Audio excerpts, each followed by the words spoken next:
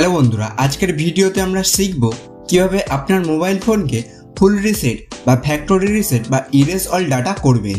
মাত্র 2 মিনিটে আমি আপনাকে পুরো প্রক্রিয়াটি দেখাবো, তাই ভিডিওটি শেষ পর্যন্ত দেখুন। বন্ধুরা, অনেক সময় ফোন স্লো হয়ে যায়, হ্যাং করে অথবা অন্য কোনো সমস্যা দেখা দেয়, তখন মোবাইলকে ফুল রিসেট করলে আবার একদম নতুনের মতো কাজ করে। ফুল রিসেট করতে হলে প্রথমে আপনাকে মোবাইল ফোনের সেটিংসে যেতে হবে। যে কোনো কোম্পানির মোবাইল হোক না কেন, সব ফোনেই রিসেট অপশান সেটিংসের মধ্যেই থাকে।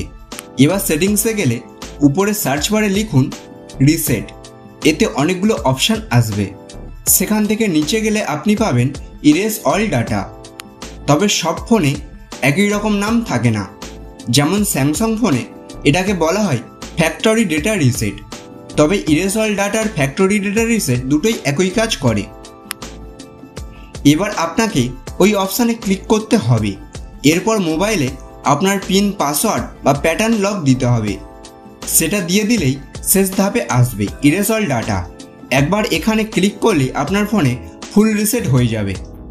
মনে রাখবেন বন্ধুরা, ফুল রিসেট করলে মোবাইলের ভেতরে সব ডাটা ডিলিট হয়ে যাবে, তাই দরকারি ফাইল আগেই ব্যাকআপ করে নিতে হবে।